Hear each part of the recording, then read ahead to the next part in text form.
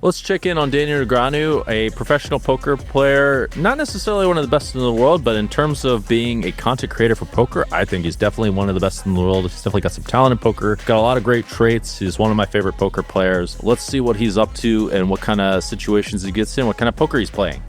So hopefully today goes well. It's going to be a long one though. This is a grind, this tournament. Like I said, we came second in this, came fifth a few years ago when Brewer won.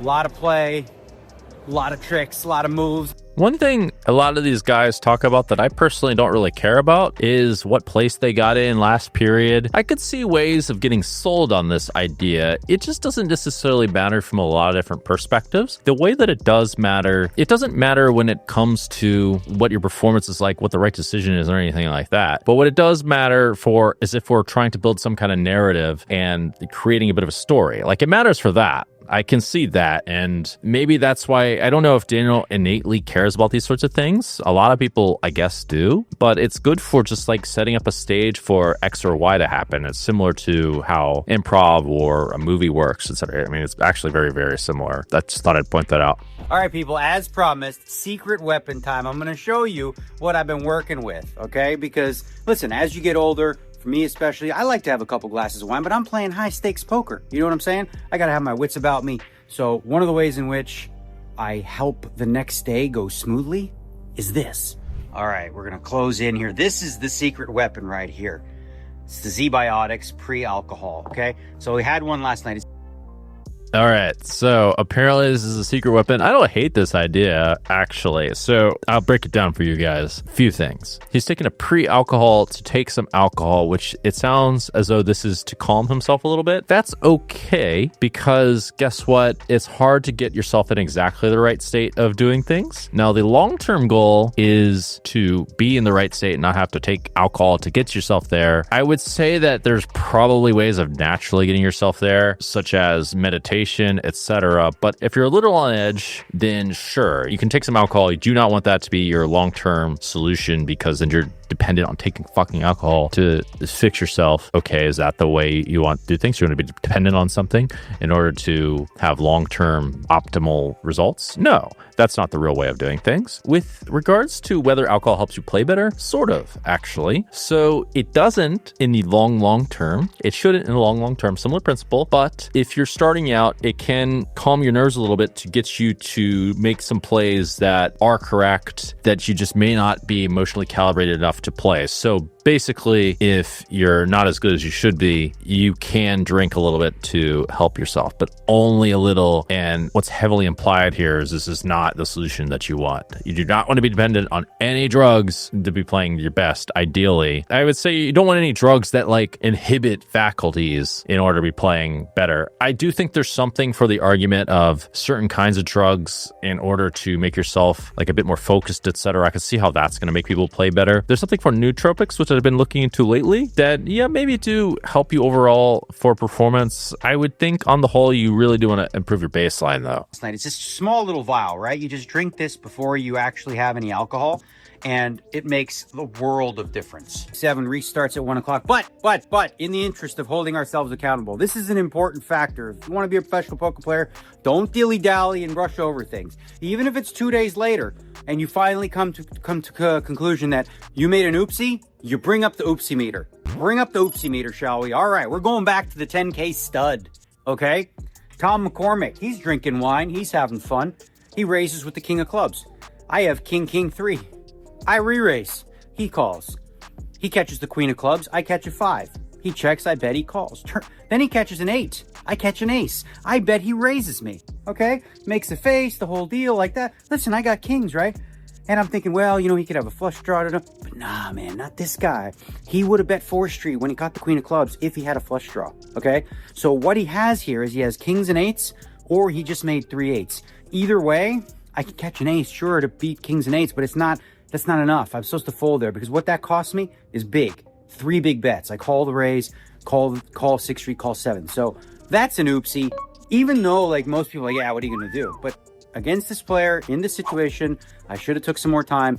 So his analysis is pretty good. There's a couple underlying things that are important, in my opinion, that are often overlooked. So you have to really know your opponent to be able to make these kinds of reads. This is like a very, very specific player read. Yeah, maybe he's played the guy like a million loads of times. He just knows that he's like that. Yeah, you can make those folds, but guess what? You're playing limit poker. And if you're wrong just like once or twice, if I saw someone, I did do this exactly to a guy named John Monet, I realized, oh shit, I can bluff this guy everywhere because he just thinks, oh, I've got to have like fucking kings up here, or like I just can't have it. If the other guy knows that you know this, then he can exploit you massively, right? So this is the real problem here of folding. So you have to really, really, really know your opponent before you can fold in these spots. And even so, they can just switch to the other side and now just exploit the shit out of you by bluffing you in situations like this. If they're paying attention too, where they're like, oh, this guy has to think I've got kings up or he's going to fold anything that doesn't beat that. That's the problem with that, where really, yeah, you can say the approximation in the other way is to say, oh, what are you going to do? Well, that actually works pretty well in this spot because there's not a whole lot of value to be gained here, because it's just, looking at the grand picture, there's just too many things that can go wrong.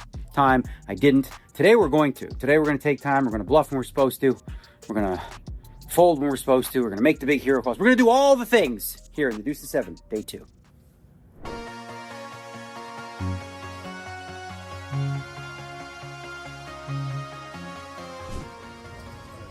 Little preface on Deuce to 7. Deuce to 7 is mostly a mathematical game. The biggest mistakes you're going to make, or rather the theme of mistakes, kind of as always, but it's even more important in limit games, is getting the right preflop ranges. As a matter of fact, I did help support someone who has the right preflop ranges, but you have to pay quite a lot of money for them. Oleg does have the right preflop ranges for limit Deuce to 7. There's a little bit of edge there, but bottom line is, most of the time for limit Deuce to 7, it's just going to be a mathematical game. What is it, 15-3? Let's do 8. Yeah. Nice. So I do really like Daniel Negreanu for a lot of reasons. He's always trying to expand his game, his network. He does lots of things to make content. He works very hard at making content. He does a good job too. I know that he's the kind of guy who doesn't have these inbuilt limitations like other guys who just can't wrap their head around maybe things aren't exactly as they should be, or can't wrap their head around that maybe they're not as good as they thought they were, but he can see if people are evolving and what the right steps to get better are, which even though that doesn't sound like a great trait, that actually is more important than being really, really good in the first place, because that's what leads to being even better than those people who, if someone's really, really good in the first place and they do not have that trait, they cannot ascend higher, or it's going to be a lot harder, you can say, where they have to really get it dug into their mind to get better. So in fact, that means that his potential is even higher than such a person. And the fact that he's doing lots of content and all that, I mean, he's just got it all going on, basically. He's also got a good personality in poker too. Like, he's one of the few people that's not boring, which has massive asset because there's loads of people that are boring. One level, what they do now for day 2s, is because the registration opens 1 hour in, is they take a 15-minute break after just 1 hour of play. We've got 270,000. I remember what I started with. Yeah, right around that. It's been fun catching up with Mr. Huckleberry Seed. That guy is a prop betting legend for so many reasons. If you ever saw the movie, what the hell was the name of the movie now? Lucky You? Yeah. A lot of the stories were based on him. And when it comes to golf, basketball, running. So yeah, he's a fun, interesting cat. We go way back. We used to play heads up for fun. We'd go drinking, we'd go to the club, and then we go play like heads up stud 8 or better. I don't know why. And I was very bad at it. By the end of playing with him, I became quite good at it. So thanks, Huck. Cheap lessons for sure. The basketball one's different. that one, I'm not playing never again. Nope. My basketball gambling days are over. All right, we're back from the break, and I'm going to need an explanation. We got, are you dumb? And is this dumber? Dumb and Dumber outfits are pretty good. So you're They're really dumb. out of style, but You're dumber? Yeah, I'm dumb. Okay. And I'm the dumb one. they're Keep actually going, nice. dumb, but he's dumber, so you got that going for you. Professor, baby. All right, you never know who you're going to run into at the World Series of Poker. That's the one, the only. I went to a magic show one time, and this guy brought me up on stage. Long time no see. Oh man. yeah, Good this to see guy's ya. pretty good at magic. This Shin Lim guy. It's really good.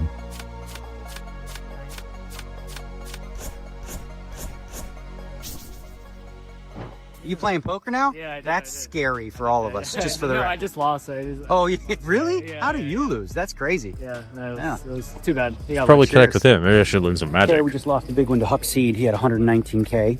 He opened to 10 at 2 and 4 big. I made it 30 on the button. I have Deuce 3, 6, 8, 10. That's a pat 10, 10, 8. Very good. The best 10, 8, 6 you can have, which is, it's relevant. Every card down, matters. He re-raises all in for 119, and then He says every card matters and limit Deuce to 7. Well, in what context are we talking about? Because unless you're an AI that's really analyzing things to the precise level of math, when you play 300,000 hands or whatever, yeah, I guess it matters. But man, as far as we're concerned, it doesn't matter. and then I'm hoping he's drawing reveal or something like that. He pats. Now the question is, do I draw? Oh shit. It's no limit Deuce to 7. Yeah, this stuff matters. So no limit Deuce to 7 is deceptively mechanical too. I thought we were talking about limit Deuce to 7. There are a bunch of spots where you're just going to lose all your money unless you just know something specific about your opponents. Yeah, Pat 10, 8, 6, 2, 3 is really good. We're playing a bit deep, so that makes this game quite a bit more interesting. I was thinking in terms of cap, which I normally play in the Bobby's mix of 501k with Annie. This is a really good hand. You will have to break it though if you're playing a bit deeper and you want to make an 8. Like, that's really where the money's at. It's like aces kind of, and whereas a 10 is by itself something like 9s or 10s. Or do I pat? If he has like a 10-9, something like that, he may do that. He may have a 10-8 that's worse than that. We only lose if he has an 8 anyway, we're probably pretty dead. If he has a 9, we can't catch a 9 because we'd lose with the 9-8 kind of thing. So really tough spot. We just have to hope there that he's got like a 10 he can't convert. So let's say he has like 10-8, 7, 10-8, 7, 5, 4. He can't convert that. He might just put it in. That seems like the play, but he had 9-7, bad 9-7. So Yeah, so Daniel's analysis is totally fine. I wouldn't break a 10-8. Bad luck. And yeah, he beats most 10-8s. He beats 10-9. He beats Jack. Like, they have that sometimes. It's pretty hard to have a 9, man. So we're still doing good. We're still average, but that one's stung. Yeah. This pan plays itself, I think. I don't think there's an oopsie there, but draw to 8, 2. So Daniel is actually doing the thing I was talking about, of thinking of every single thing that he could possibly do better. That's what he's doing with these oopsies. His methods might not be perfect. I don't know. I'd have to look closer to see. This is where there's quote unquote a matter of an opinion. I don't agree with that. I think there's a real objective truth to what's good and what's bad, matter of fact, but it's just not so clear what it is. But he's doing the thing that I was talking about. He's thinking to himself, what are all the ways I could play better and all that, and he's documenting it. That's all great stuff. 2, 3, 6, 8. Beat the 9. Chop one. Okay, I conferred with one of the best of them all time. So for this hand, I just want to see how deep it is. I think he is no decision.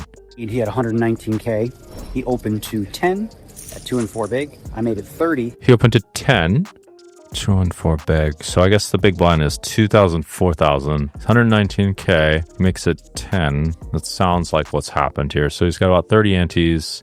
10 is okay. Yeah, no decision. So yeah, to clarify, Huck had about 30 big blinds. In any case, Huck's on like elite position. It's no decision for 30 big blinds. It's just an absolute monster that it's not remotely close as Daniel thinks it is for 30 big blinds and no limit single draw. You cannot break a 10-8 at all. 10-8, very good. The best 10-8, 6 you can have, which is, it's relevant. Every card down, matters.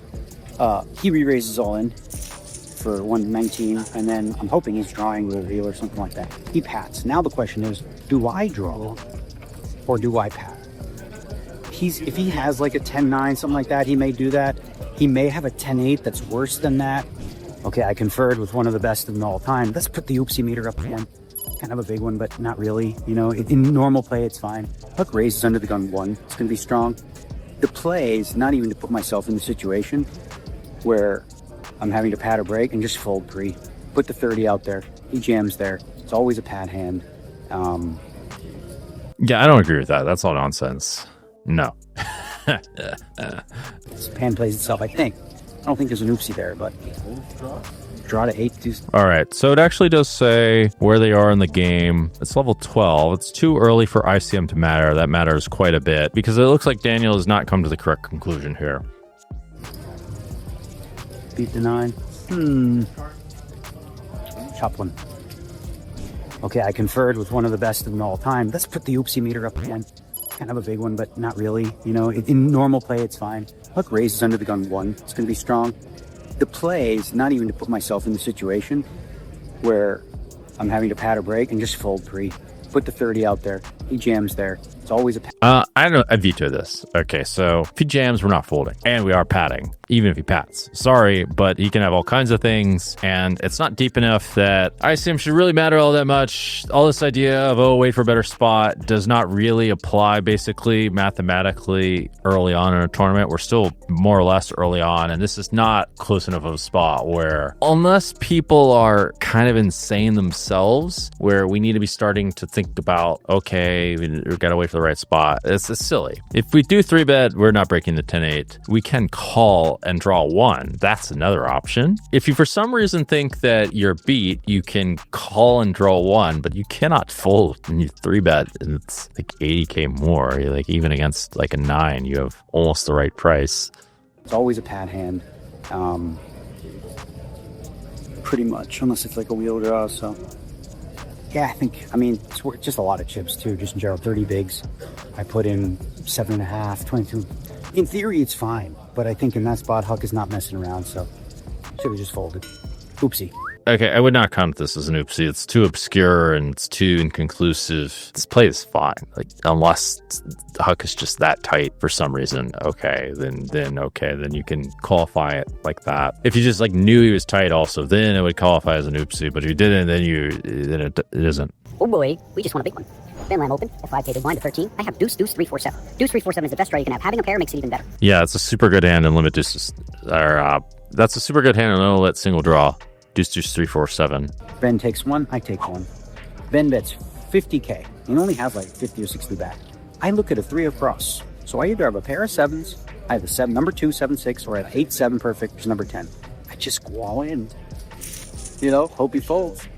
Or whatever, maybe not. He calls. He has an 8. So now I need to catch an 8. And now I'm 2-1 favorite. It was a 6. So, hey, you know. We went to the well with that trick, and we got lucky and rewarded. It's so fun. All right, that's extremely lucky what just happened. Daniel versus Ben. Ben's probably steaming out of his mind. Like, suck out against an 8. This is really, really lucky in a no-limit single draw, but he did have one of the best hands to draw to it anyway. When you don't know what you have, it's so much better. You're like, oh, I don't know, man. I might be bluffing, but no. Oh, and you jammed blind as a draw 1. Yeah, you can do this if you're 2-1 favorite, but you can't really do it too much if you're less than that, and you need to make sure it's like mathematically correct and all of that. It's quite risky, but you can do such things. It does work, and that way you can't possibly give off a read, really, if you're really sincere about it. I don't think people are really giving off too many reads when they see their hands anyways, if you know which combos to bluff with or know who to bluff. 470. 470, averages 225. All right, off the break we go. Mr. Foxen in here with heaps. I'd be chip leader at any other table probably, but this man's been doing work with the jacks, jack, whatever. So, a couple things to think about when you play this game, right? Very good players are going to be watching you when you look at your card, and they're looking for any sort of clues about what you caught, whether you're squeezing it, you know, whether you're not. Like if you don't squeeze, how quickly you put it back, all these kind of things. So you have to be mindful, especially against really good players, of not giving away any physical tells. So, who are the type of players that look for stuff like that? Happen to have one on my left, Mr. Alex Fox. So he's been looking at how I look at my cards. So what I'm doing is I'm sort of switching it up. Well, I'm not switching it up. I'm just trying to be much more uniform with how I do it, so I don't give anything away. Which means it becomes a little more difficult to use the squeezes as bluffs, because like he'll see that, right? If you only look at a piece of the card and you don't look at the whole thing, like if he's perceptive and he's good at reading tells, he'll see I didn't look, you know? So I'm gonna have my eye on him.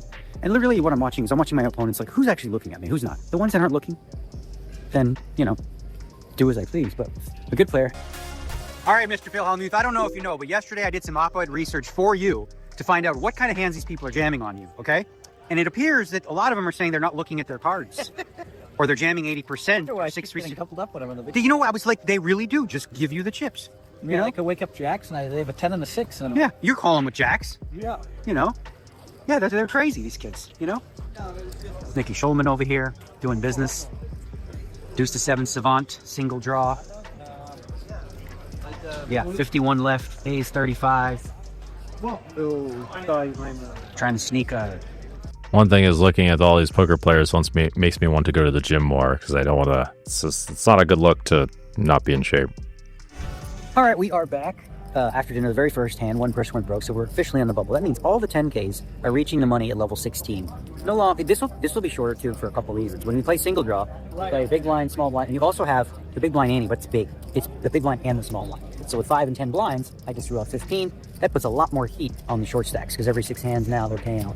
I find it kind of funny that Daniel's telling a lot about what he thinks about what to do in front of literally everyone else at the poker table and about how ICM affects things.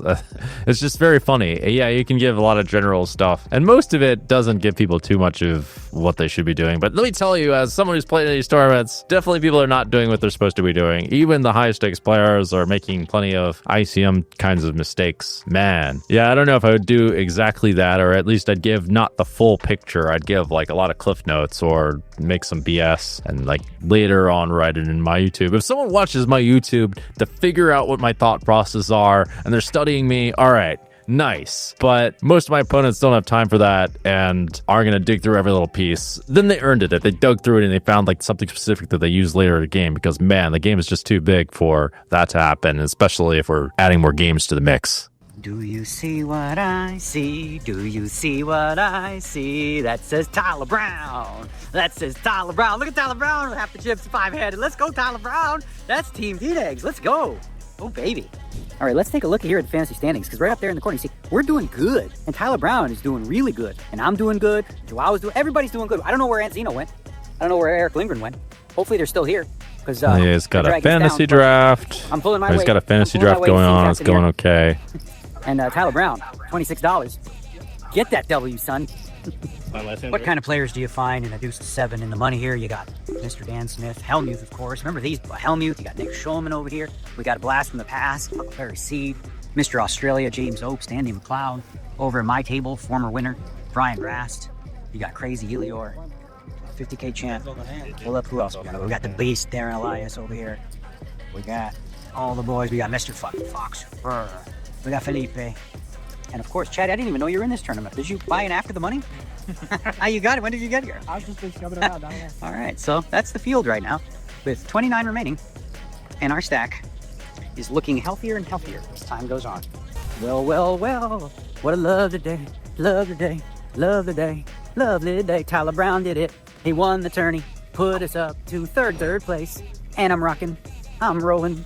I'm making no sense with the beat that I'm all... See, this guy didn't know. Whatever. Never mind. Okay, so I'm not going to go to the room. I'm going to go do the stretch in the corner. Stretching's been really, really good. My legs feel good. Got a good massage. Some crazy knots in there. She's stabbing me. Like that. But it worked. I mean, it ain't a yoga studio or anything like that. Pick things up. It'll do the trick, you know? Do the IT. It's doing some stretches on the side. I actually do like stretches on the whole. Apparently, there's some kind of benefits from them, and this is why they do them in yoga. But it's good for anything that you need to do for any kind of physical exercise, as I realize. If I want to do martial arts or sports or anything, you need stretches or else you're going to get injured. And I mean, if you want any mobility or whatever, yeah, you need those stretches. It's good. Stretching good. Especially when you sit all day, every day, you know what I mean? Making a big difference for me. For sure. Yeah, I got 1.2 million, averages 700K. We're down to 20 players. Doing great, really just kind of cruising, doing my thing. Feel very relaxed. I've been doing this more than everybody else in terms of these 10Ks. So the schedule is just my life now, 4 days of Omaha, 3 days of Dealer's Choice, another 3-4 days of Stud, another, just rolling on to the next one. Whatever the next mix game is, championship event, we dance. By my count, that's 1.619 million in chips. The average is 870. 16 players are going to be back for day 3. By my estimation, this thing ends around level 31, which will be day 4. What a day. I mean, what a run. Like, this is crazy, All the championship events. Like I said, I bubbled the Dealer's Choice. We had a 5K PLO bubble. But every other one, we're doing it, We're doing it and doing it and doing it. Wow. And that's going to be the night, y'all. Get some sleep, y'all. Or, actually, you're watching this in the morning, so never mind. But you know what I mean. See ya. All right. That was interesting, Mr. Daniel Negreanu. I learned plenty of things about content creation. He likes to talk a lot about his feelings. I personally don't care what the stack sizes are or what time it is. Like, who gives a shit? Unless it matters for what's going on, then maybe it matters. He's got to see his wife and all that. That matters quite a bit. But yeah, good, great piece of content. Mr. Daniel, best of luck in the future.